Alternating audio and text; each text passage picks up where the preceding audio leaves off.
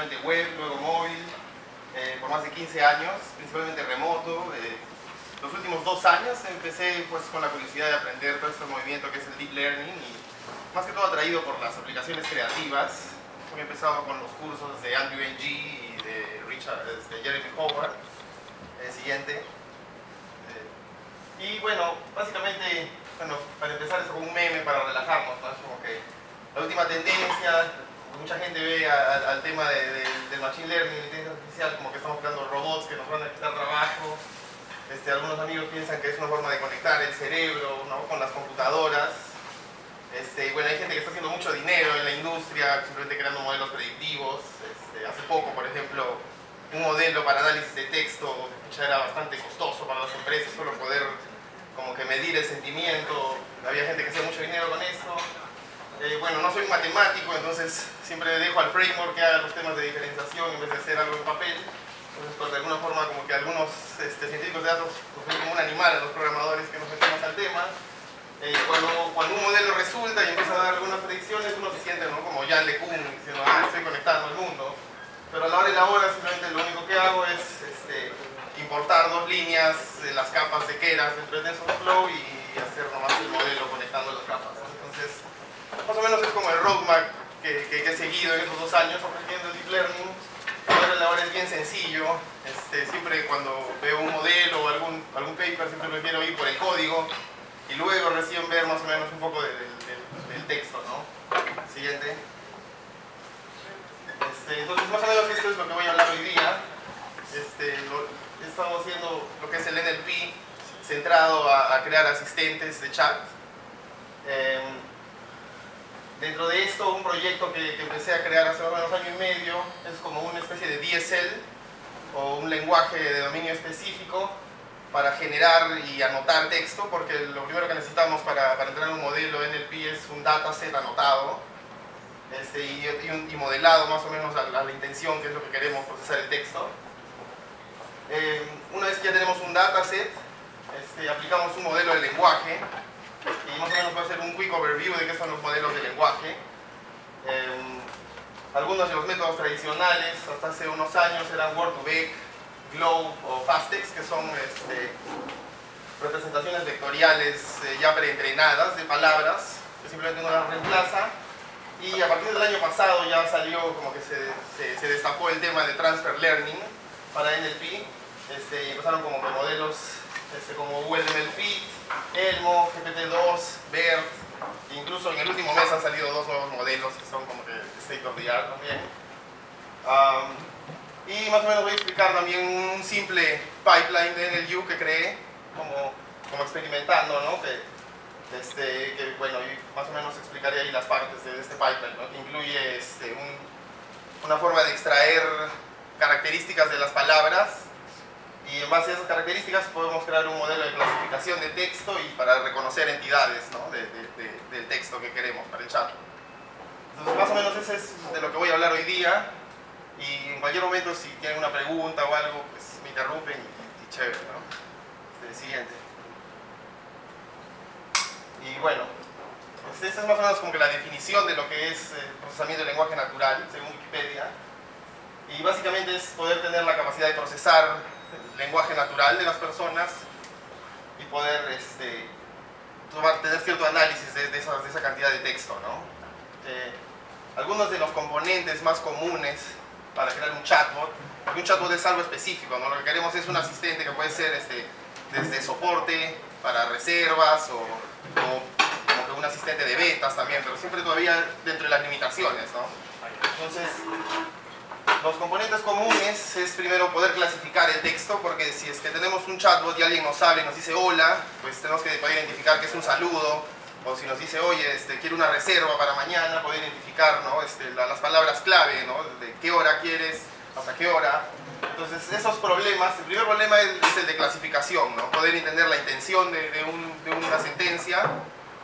Y el segundo problema es el slot fielding o NER, que es reconocimiento de las entidades nombradas. Por ejemplo, si doy una fecha, decir esta es la fecha de inicio, esta es la hora, y esas palabras clave que me sirven para poder como que entender la intención y el contexto.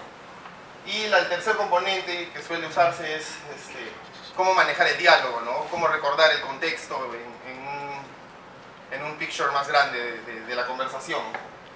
En esta implementación que voy a hablar después, solo estoy tomando en cuenta los dos primeros modelos. El modelo del diálogo normalmente, para casos sencillos, se maneja como una especie de cuadro de estado, ¿no? De forma imperativa con if y else. Pero también hay modelos que te permiten como que tomar decisiones dentro del diálogo. Sí, siguiente. Bueno, entonces, primero estamos hablando de cómo generar un dataset, porque la idea del modelo es que aprenda de los datos. Cuando uno ya tiene una cantidad enorme de datos, como por ejemplo si uno es dueño de un call center o de un servicio de atención online, pues ya tienes una cantidad enorme de datos y probablemente ya no necesitas generar datos, sino más bien etiquetarlos y como que ordenarlos. Pero cuando normalmente uno empieza a generar un chatbot, uno empieza de cero, ¿no? Entonces, una forma de generar datos arbitrariamente al comienzo es pues es una forma de programación probabilística en la cual uno determina las posibles combinaciones de palabras y sentencias y básicamente combinándolas y modificándolas ligeramente uno puede aumentar y llegar a una gran cantidad de datos fácilmente. Entonces, básicamente esa es la idea de utilizar un script o un lenguaje específico que casi todo el mundo puede mantener cierto conocimiento de diálogo. Entonces fácilmente con ese conocimiento uno puede generar un dataset y empezar rápidamente y luego ir ampliando su dataset. Siguiente. Entonces creé esta herramienta que es como un simple lenguaje, ¿no? No es realmente una programación, pero sí te permite definir probabilidades y las combinaciones de palabras.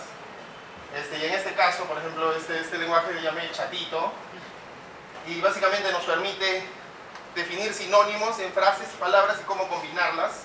En este caso, por ejemplo, estamos creando un agente que te permite buscar, por ejemplo, restaurantes en una ciudad y de alguna forma puedo como que importar, ¿no?, algunas de las palabras que ya están con alias definido y puedo definir acá, por ejemplo, ejemplos para pedir la búsqueda de un restaurante y puedo decir, hi, please find restaurants located at New York City, ¿no?, por ejemplo.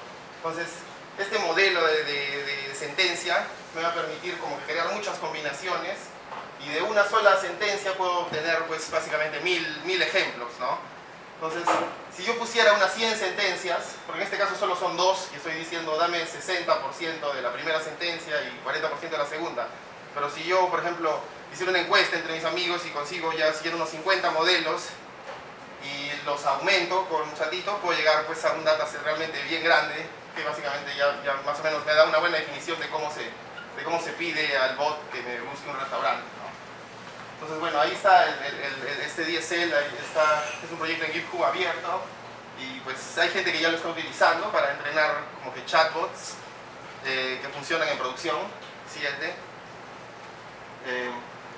Básicamente es la intersección entre aumentar la data de texto y tener una descripción probabilística, porque yo digo, o sea, ¿qué sentencia es más probable? Y de alguna forma puedo moldear el modelo al crear como que este dataset. Otra ventaja es que nos permite reusar entidades. Por ejemplo, hay una empresa que está usando Chatito para crear agentes de venta de carros en Estados Unidos y lo que les permite es básicamente cambiar rápidamente las marcas y ¿no?, manejar de una forma más granular el dataset, ¿no?, el contenido del dataset que genera. Y también te permite rápidamente crear un dataset de la nada en pocos minutos. Es más fácil de extender y mantener porque uno mismo sabe cómo organiza los archivos que generan el dataset. Y un problema que tiene Chatito es que, por ejemplo, si yo solo pongo un ejemplo de sentencia y genero 1000 ejemplos para ese modelo de sentencia, es como que mi modelo va a ser overfit solo con esa sentencia. Entonces, es como que también uno tiene que tener cuidado en la forma en cómo estructura el dataset, ¿no? Entonces, si Chatito es usado con cuidado y no le das solo un solo modelo, sí puede llegar a generalizar con la sentencia, ¿no? Y bueno, ya hay compañías que sí están utilizando ya este scripting language para entrenar a sus chatbots. Siguiente. Y bueno, ya están como que, o sea, sí hay movimiento, por ejemplo, en Stack Overflow, de gente que pregunta, sobre todo en la India, en Rusia también una empresa, ¿no? Como que sí están utilizando para entrenar, sobre todo con este framework que se llama Rasa NLU, que es una empresa alemana que proporciona como que un framework en Python para entrenar chatbots, y se ha vuelto bien popular con este framework, ¿no? Sí, siguiente. Y ahora sí, vamos de frente al meollo del asunto. O sea, ¿qué es un modelo de lenguaje? Básicamente, un modelo de lenguaje es la probabilidad de la distribución de una secuencia de palabras. O sea, cuán probable es una palabra que ocurra dado un contexto, ¿no? Es un problema complejo porque hay muchas palabras y hay millones de formas de cómo combinarlas. Entonces, como podemos ver, ¿no? Es poder predecir la probabilidad, por ejemplo, de que it's a sunny or cloudy day. Si al menos nuestro modelo es capaz de tener una idea, es como que es probable que sea sunny o es probable que sea cloudy, al menos ya son dos palabras, entonces ya tiene un buen entendimiento del lenguaje, ¿no?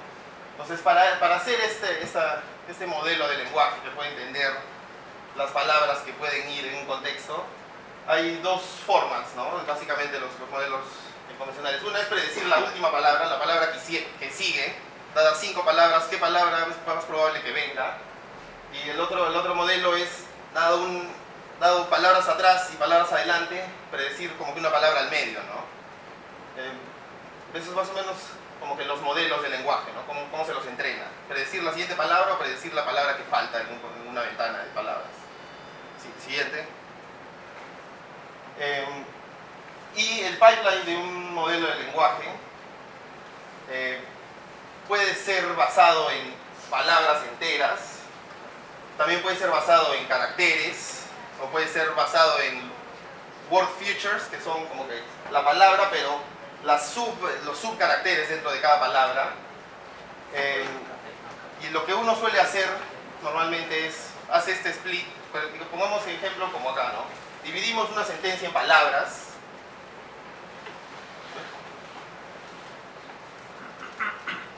Claro, o sea, la anterior, por favor.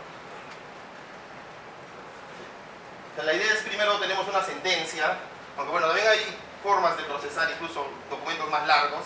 Si es un párrafo, habría que dividir en varias sentencias el párrafo. Y luego entra la sentencia, lo tokenizamos o lo dividimos en palabras. Y cada palabra la vectorizamos, la representamos por su representación numérica, ¿no? En un espacio multidimensional. Básicamente ese es el pipeline. Y una vez que ya tenemos la palabra vectorizada, recién podemos alimentar al modelo, en este caso una red neuronal, ¿no? Como decía, o sea, la tokenización puede ser en base a palabras o puede ser en base a caracteres. Hay modelos que son solo puramente por caracteres. Hay modelos que son, o sea, que lo dividen en palabras, pero la palabra la dividen también en subcaracteres, que pueden ser bigramas, o sea, dos letras, como ya vamos a ver más adelante. Sí, siguiente. Entonces acá más o menos vemos un pipeline común para un modelo de lenguaje, en donde primero tenemos los datos, que es el texto, luego viene la tokenización, que sería dividir el texto en palabras, luego codificamos las palabras, que significa representamos cada palabra por su representación vectorial, que por ejemplo pueden ser simplemente 100 números, y luego viene el modelo específico, ¿no? O sea, el input del modelo es básicamente esta representación vectorial. Ahora, esta representación vectorial, por ejemplo, una forma, si es que estamos empezando desde cero nuestro modelo, es con one-hot encoding, que básicamente tendríamos que tener un diccionario, por ejemplo, si decimos tenemos 1000 palabras, o puede ser más, 10.000 palabras, y cada palabra básicamente es codificada con un 1, ¿no? Dentro del one-hot encoding. Ahora, el problema de utilizar solo one-hot encoding es que, por ejemplo, muchas veces tenemos palabras que están fuera del vocabulario, y entonces no sabemos cómo representarlas, y tendríamos que representarlas todas con una misma codificación. Y aparte la dimensionalidad es muy grande cuando utilizamos simplemente un modelo basado en palabras, ¿no? Es como que nuestro diccionario, si son 100.000 palabras, pues todos van a representar por un array de 100.000. Otra forma, en vez del one-hot encoding, que ya es más como que también se podría decir que es una forma de transfer learning, porque los word embeddings básicamente ya son representaciones multidimensionales de las palabras, pero ya contienen bastante del significado que en sí es la palabra, ¿no? Ahorita vamos a ver más adelante ejemplos. Y bueno, hay otros métodos que no estoy cubriendo en esta exposición, ¿no? Hay bag of words, term frequency, incluso dentro de la rama de NLP hay muchas técnicas que se usaban hasta hace unos años, stemming o formas de cómo transformar las palabras para que todas básicamente tengan un mismo formato. Pero hoy en día con los métodos modernos ya no se utiliza mucho esas técnicas. Y más adelante. Entonces acá empezamos con los primeros modelos de lenguaje que ya básicamente se podría decir que son una forma de transfer learning. El primero viene a ser Word2Vec, que es de Google, que lo publicaron en el 2013. Y básicamente, bueno, ahí está el paper. Básicamente proponen dos modelos para entrenar estos Word2Vecs. Uno es SpeedGram, que como dice, pues predice palabras dado un contexto, ¿no? O sea, remueven una palabra de una sentencia y te dicen qué palabra es la que falta. Y el CBOW es al revés, ¿no? O sea, te dan unas cuantas palabras y te dicen cuál es el contexto de estas palabras. Son dos modelos, cada uno tiene pequeñas, ligeras diferencias, pero la idea es crear básicamente eso, ¿no? Una representación multidimensional de las palabras y de cómo se relacionan.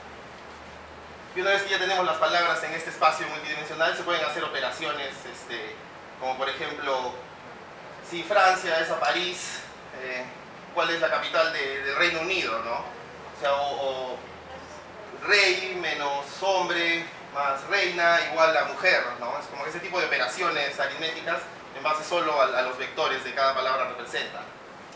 Entonces esa es la utilidad que proporciona Word2Vec. Desde el 2013 este paper como que ha sido el estándar para hacer NLP desde entonces. Sí, siguiente. Luego salió Glow, que es de Stanford, que básicamente es mucho más simple que Word2Vec, porque Glow solo cuenta ocurrencias de palabras. O sea, cada vez que dos palabras aparecen juntas, uno de los números aumenta en una matriz gigante de comparación y luego utilizan una técnica para reducir la dimensionalidad, pero básicamente simplemente es un conteo de cada vez que dos palabras están juntas, un número se suma. Es un modelo súper sencillo, pero también presenta las mismas características que Word2Vec, donde básicamente las palabras sí mantienen cierto significado en base a su contexto. Siguiente.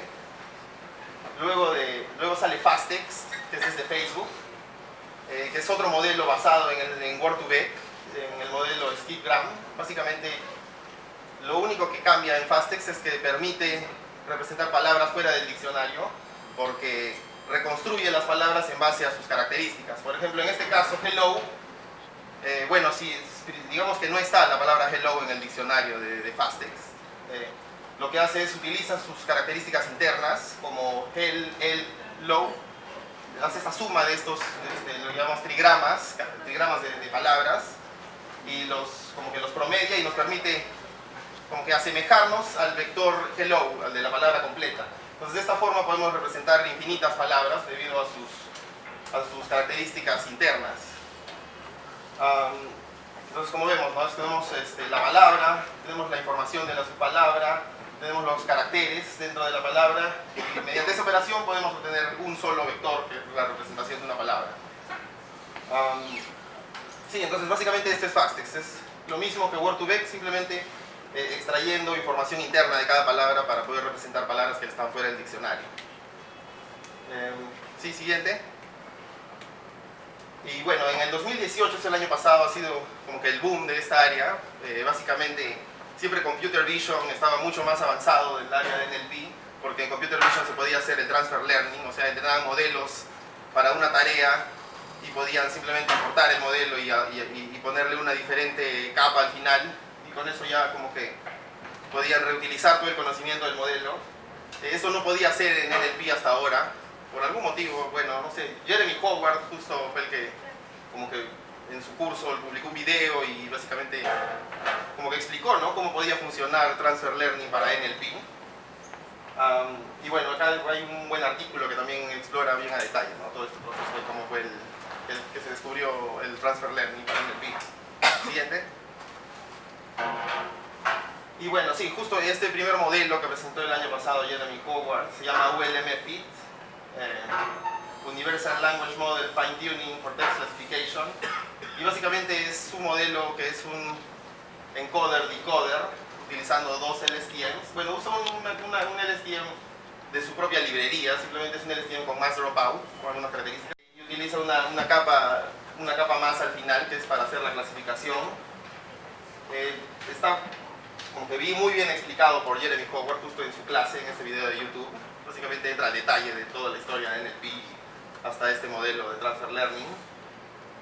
Y está pues preimplementado en la librería Text FastAI, que está basada en PyTorch de Jeremy Howard. Entonces, de hecho, este paper de Jeremy Howard fue el que desencadenó todo lo que ha ido ocurriendo desde entonces hasta ahora, ¿no? Es como que prácticamente cada mes después de esto alguien venía y decía, tengo un nuevo modelo para NLP, ¿no? Pero bueno, este fue el primero. Sí, siguiente. Luego viene Elmo, que más o menos sale casi a la misma época que el de UMLP. Está disponible en TF Hub y básicamente el modelo de Elmo, lo interesante es que es completamente basado en caracteres. A diferencia de UMLP, que es un diccionario de palabras, Elmo es completamente en caracteres y puede ser un poco más costoso porque tiene que representar cada palabra desde caracteres y por todo su contexto. Y bueno, es por Allen LLP, que son expertos en Natural Language Processing. También este modelo es como que es bien fácil de utilizar. Siguiente. Y luego de Elmo y de UMLFit sale OpenAI y liberan GPT-1 primero, bueno, y luego GPT-2, que son otros modelos también para NLP, pero se basan en la arquitectura transformador. Salió un paper que se llamaba Attention is all you need por el equipo de Google, que básicamente describían como que una nueva arquitectura, la llaman la arquitectura de transformador, y básicamente este modelo es similar a UMLFit, pero en vez de utilizar dos LSTMs, utilizan como que unas capas de transformadores. Entonces, cuando sacaron GPT-1, como que, claro, trajo como que toda una revolución, pero al poco tiempo Google sacó otro modelo que se llamaba BERT, que básicamente era igual que GPT-1, simplemente que era bidireccional, o sea, era un transformador en ambas direcciones, pero era básicamente lo mismo.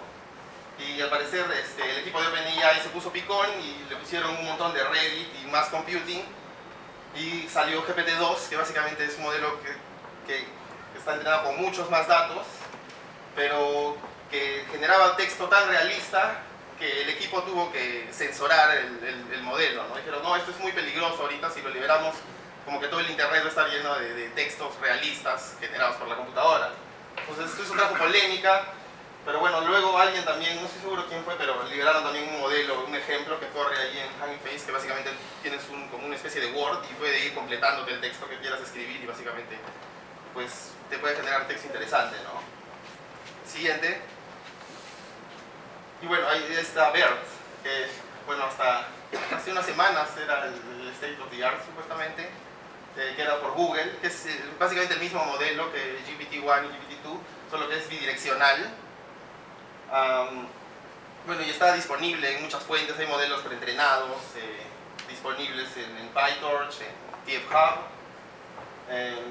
Lo bueno de BERT y también de que sea de Google es que hay muchos ejemplos en Google Colab, donde básicamente solo entras y ya te dan infraestructura gratis para entrenar tu modelo.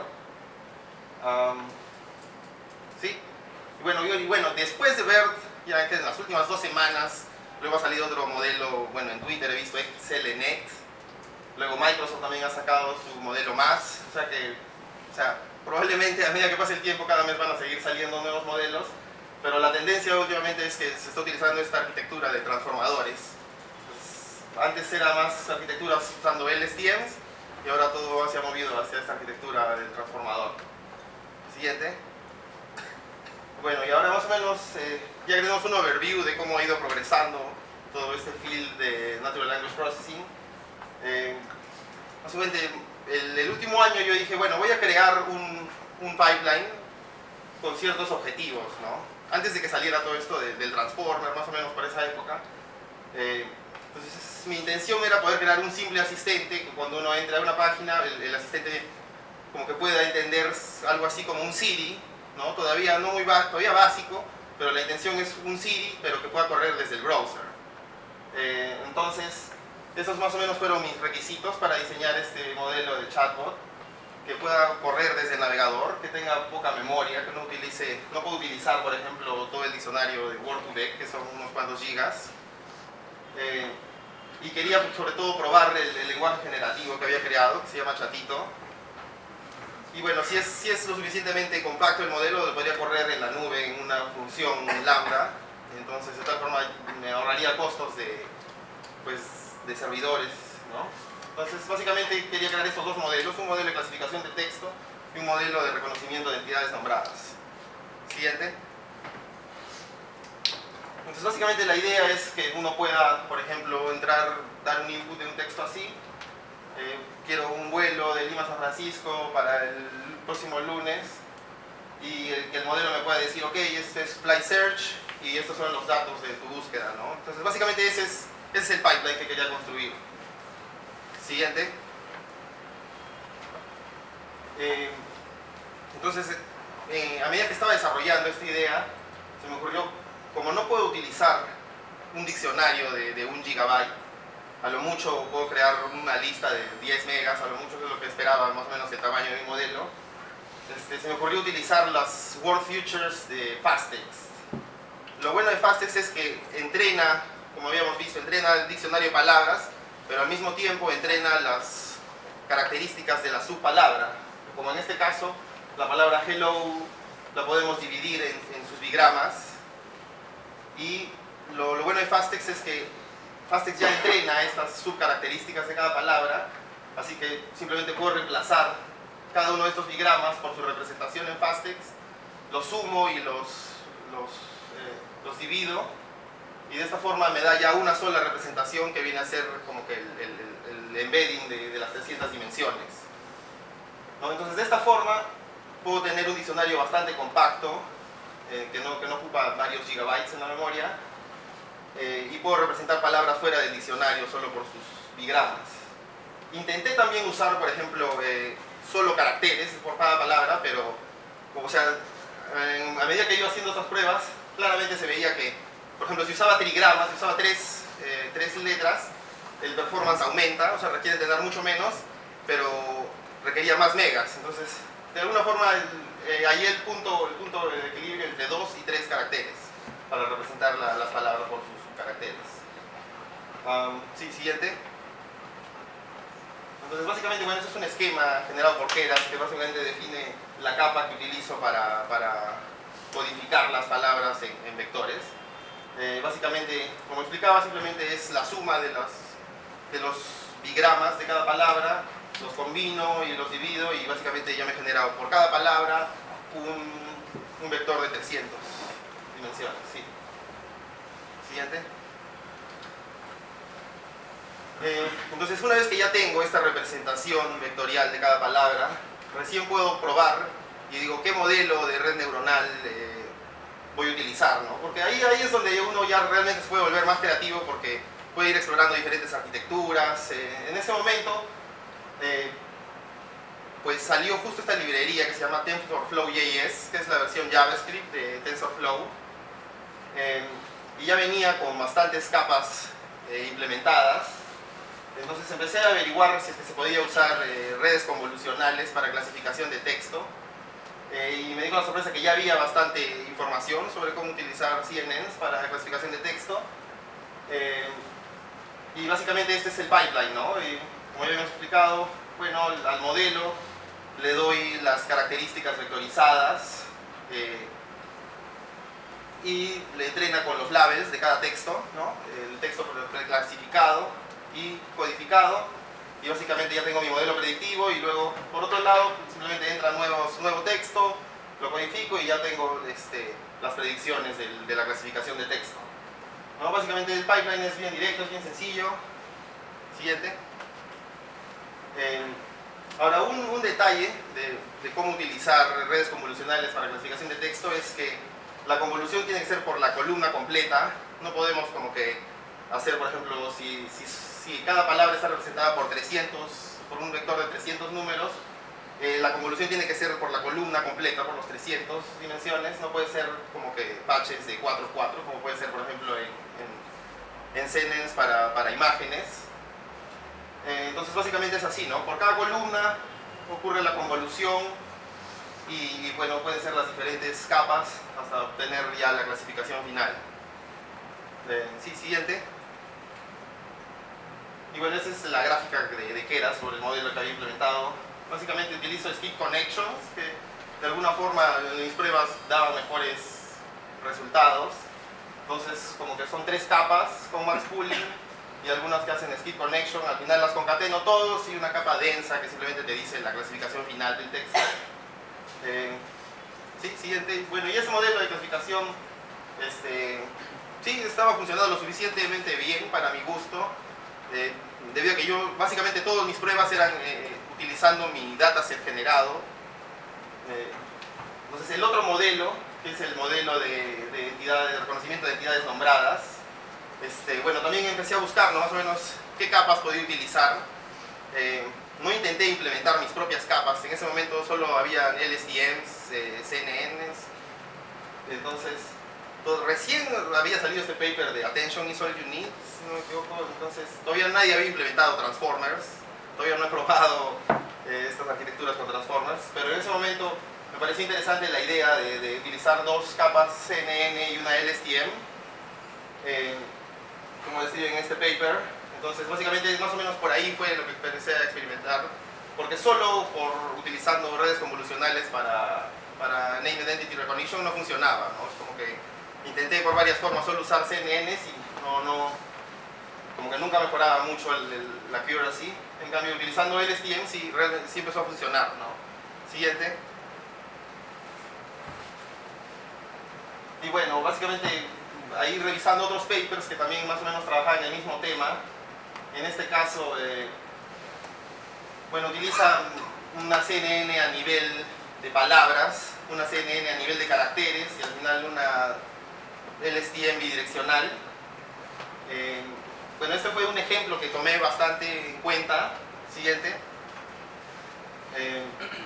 Pero finalmente, simplemente por simplificar mi modelo, porque la mayoría de los modelos que uno encuentra lo que buscan no es optimizar en base a la memoria, ni al consumo de memoria, y eso era lo que yo trataba de hacer, porque yo quería que mi modelo corra desde el browser.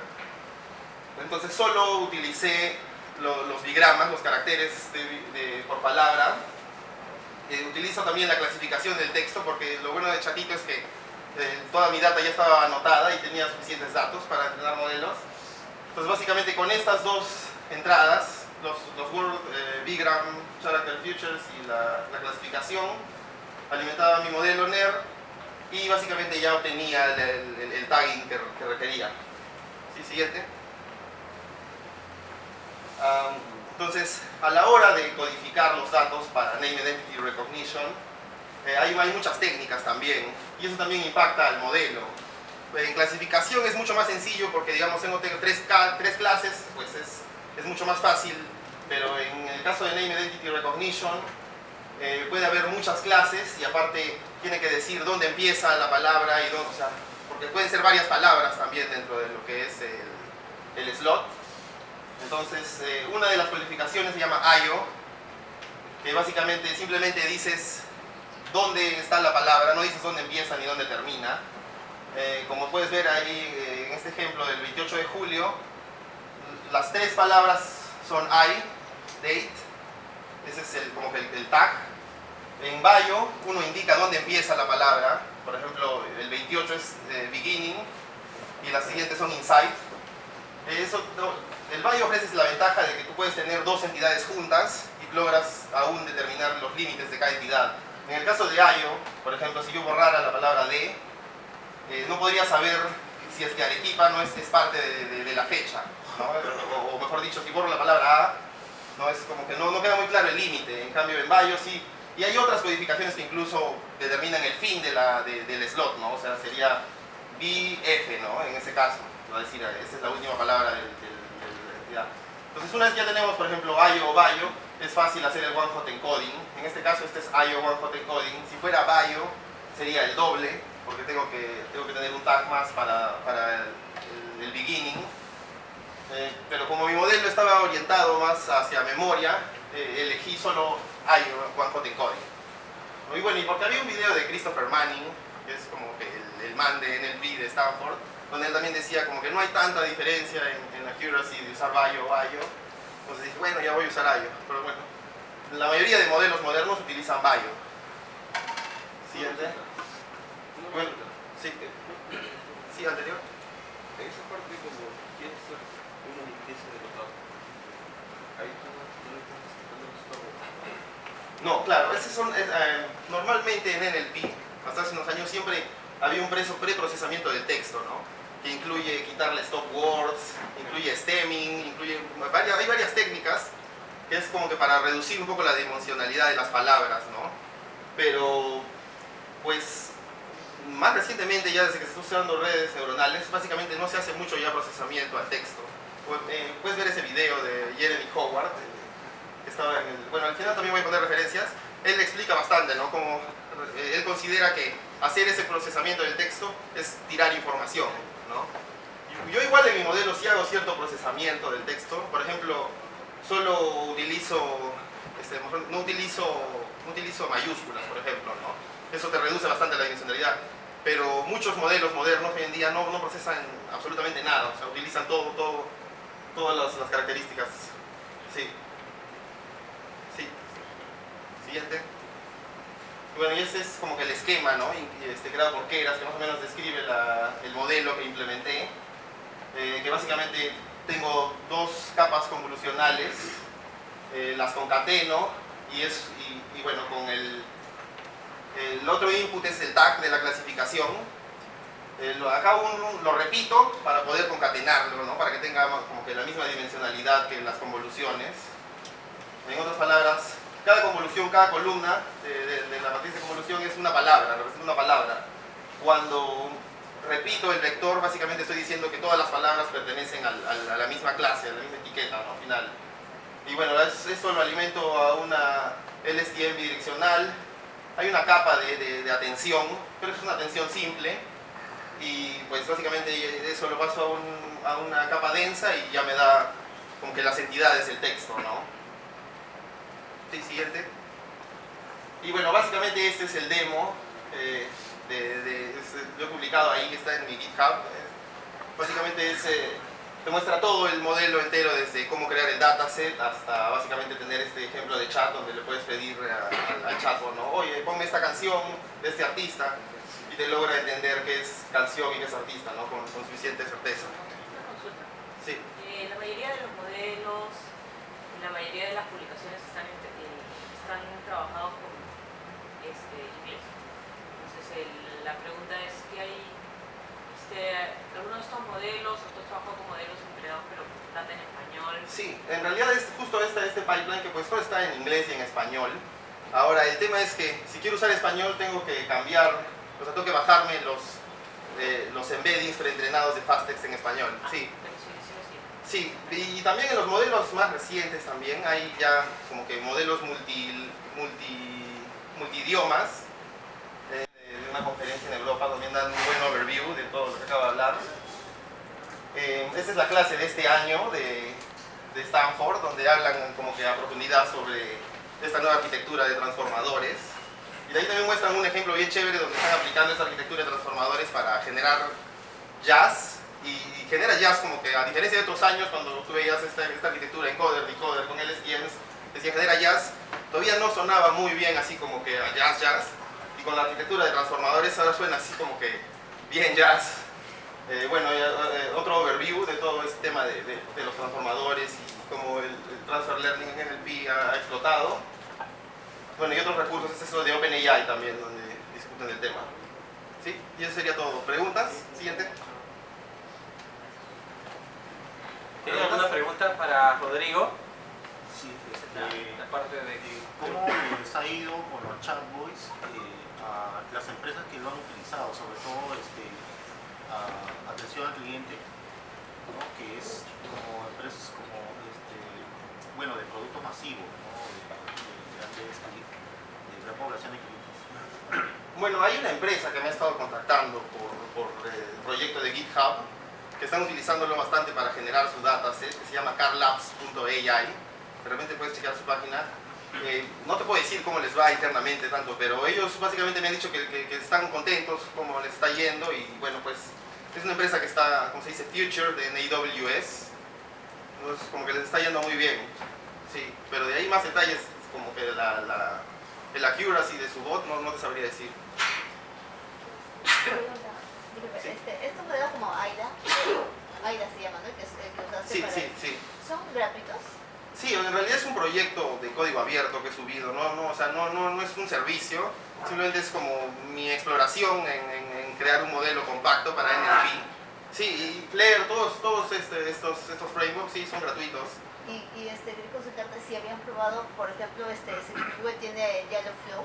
Sí, en realidad hay gente que también usa esta herramienta Chatito y transforman el dataset para que sea compatible a Dialogflow. Hay herramientas que te permiten exportar el dataset, por ejemplo, o sea, Chatito te puede generar un dataset compatible con Rasa, que es como un equivalente a Dialogflow. Y hay muchas herramientas que te permiten transformar ese formato de dataset a Dialogflow. Sí.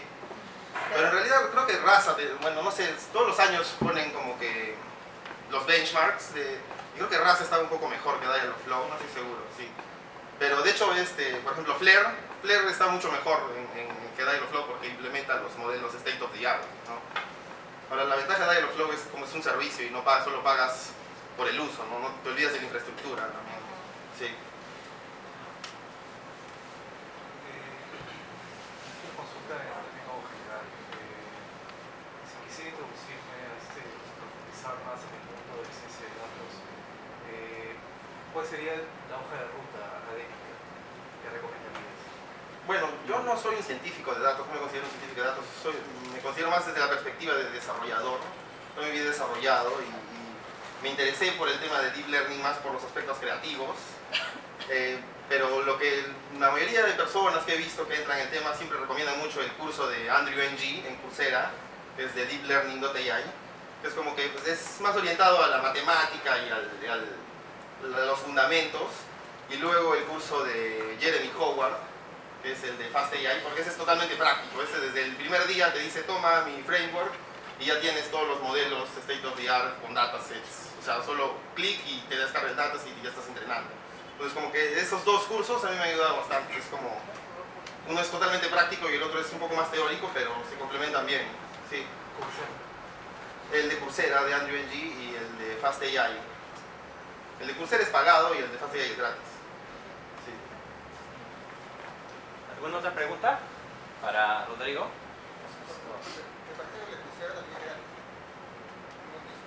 Bueno, bueno, el año pasado a mí me cobraban $59 mensuales. Sí, sí, por el certificado. ¿No quieres certificado? Lo puedes seguir gratis. Buenísimo, sí. Se puede trabajar el chatbot conjuntamente con el SAP ERP que maneja también una base de datos. No estoy seguro a qué te refieres con se puede trabajar. Claro, o sea, sí puedes conectar tu chatbot a cualquier como que infraestructura, depende de cómo lo implementes, ¿no? La idea del modelo de NLP es simplemente que procese el texto, ¿no? Normalmente, ¿cómo se integra esto en un gran panorama? Como que sí, se tiene que integrar, por ejemplo, con diferentes, puede ser con WhatsApp, Twilio, Slack, y dentro de eso también hay más integraciones, ¿no? Como por ejemplo, en el caso de AIDA, yo le puedo pedir, búscame un video, simplemente entiende la intención, extrae las palabras clave, pero hace un request al API de YouTube para hacer la búsqueda y luego mostrarme el video. De igual forma, si tú quieres integrarlo a otra capa, claro, tendría que ser a través de APIs, me imagino. Porque que yo sepa, los chatbots trabajan con páginas web, ya sean como intercomunicándose con las personas, ¿no? Con Face, con otras páginas. Entonces, bueno, y lo que pasa acá es que también el ERP también tiene algunas funciones que están conectadas con el cliente, ¿no? Y yo quería saber si hay alguna conexión, se puede dar alguna conexión del ERP con el chat, ¿no? Para mejorar esa esa relación con los clientes. Yo creo que sí, yo creo que sí. O sea, que la verdad no lo he hecho antes, pero no veo por qué no.